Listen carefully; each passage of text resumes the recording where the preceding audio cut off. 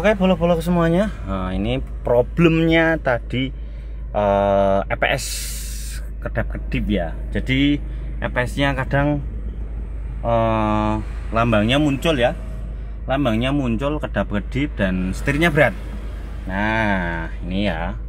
Ini tadi ada kabel yang mengalami masalah ya. Kabelnya di sebelah ini ya.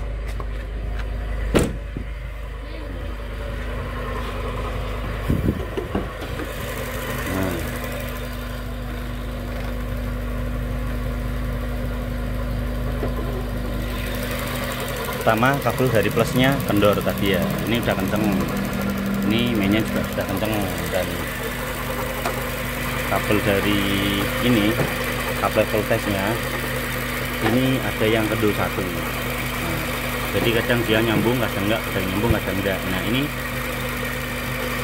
kita kencengi tadi udah aman, tinggal kita coba.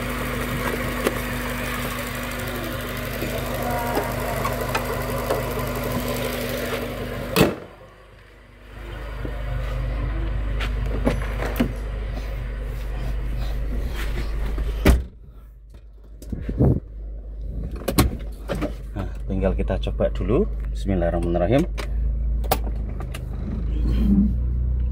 Mudah-mudahan aman ya, bola-bola semuanya ya. Mudah-mudahan aman. Soalnya ini mobil sebenarnya udah laku tadi ya. Mobil udah laku dan udah mau pembayaran. Trouble yang pertama itu tadi trouble-nya dari CV join ya, atau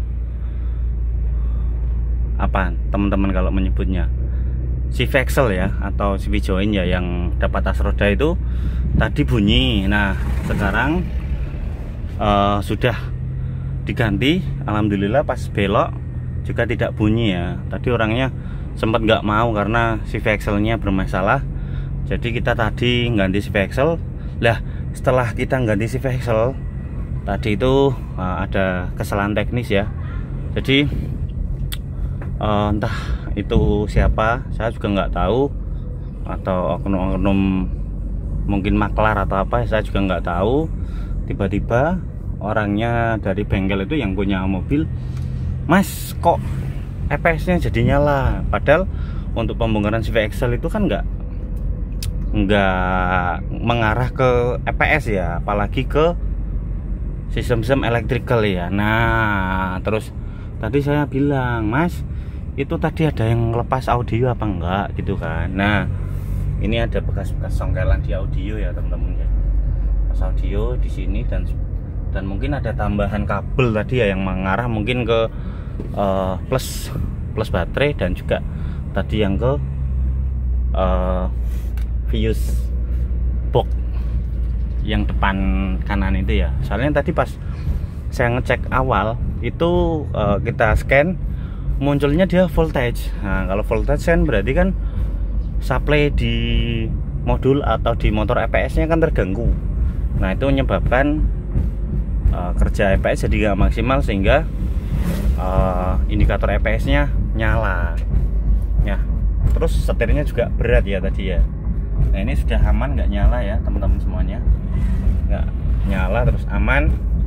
Setelah kita cek ground yang ada di bawah sini, kan ada ground banyak ya teman-teman ya, bawah apa namanya head unit itu ada ground banyak, itu groundnya tadi aman. Nah mungkin pas ngelepas dari depannya atau sebelah dari box sekring tadi ya, mungkin ada tambahan kabel atau apa, saya juga kurang tahu. Nah itu mungkin lupa ngencengin ya teman-teman semuanya, karena mungkin agak buru-buru, karena mobil ini sebenarnya sudah laku. Nah malah jadi nggak laku karena itu setelah perbaikan EPS kok setelah perbaikan CV axle kok EPS nya nyala. Nah saya merasa nggak enak karena yang bongkar atau yang ganti CV axle nya kan saya gitu kan. Jadi kita runtut permasalahannya, ternyata memang ada oknum yang menginginkan head unit ataupun audio itu untuk dibawa sama oknum yang menginginkan itu ya. Saya nggak menuduh ABC dan D, cuman itu sangat disayangkan ya teman-teman ya. karena nggak seberapa sebenarnya sih, cuman untuk efeknya kan jadi saya juga merasa nggak enak karena mobil habis di bengkel saya, dikiranya saya mengada-ada ataupun saya juga menukar atau gimana, saya jadi nggak enak ya teman-teman. Jadi kalau ada permasalahan itu paling tidak kita harus tahu ya runtutan masalahnya dari apa. Jadi untuk analisa perbaikannya itu lebih mudah dan lebih mengarah ya. Karena biasanya untuk oknum-oknum yang nggak mau jujur itu dia nggak mau bilang semestinya. Jadi kalau seperti itu kan kita analisa kerusakan kan jadi susah gitu loh. Nah, oke ya, sementara ini untuk EPS-nya sudah nggak nyala, aman, nggak ada tanda apa-apa. Check engine juga aman ya. Sementara ini aman. Mudah-mudahan kita nanti habis maghrib kita coba lagi. Ada permasalahan lagi di EPS apa enggak ya teman-teman semuanya ya. Oke. Terima kasih yang udah nyimak ya. Tadi untuk pas pembongkaran nggak saya video ya. Karena banyak untuk ngurut kabel itu membutuhkan waktu yang agak lumayan lama. Karena berhubungan dengan kelistrikan itu memang sedep-sedep ohoy. Jadi kesimpulannya memang ada arus yang terputus. Makanya untuk hasil dari scanannya supply voltage ya. Oke teman-teman, mungkin itu yang bisa saya sampaikan ya. Jadi kalau ada teman-teman permasalahan EPS, kita cek dulu supply voltage-nya bagus apa enggak. Kalau supply voltage-nya bagus, berarti mungkin ada di permasalahan yang lain. Jadi yang pertama itu supply voltage, yang kedua di fuse atau di sekring, yang ketiga di konektor, yang keempat baru di modul ataupun di motor EPS itu sendiri ya. Oke teman-teman, salam nafaran motor. Thank you, selamat sore.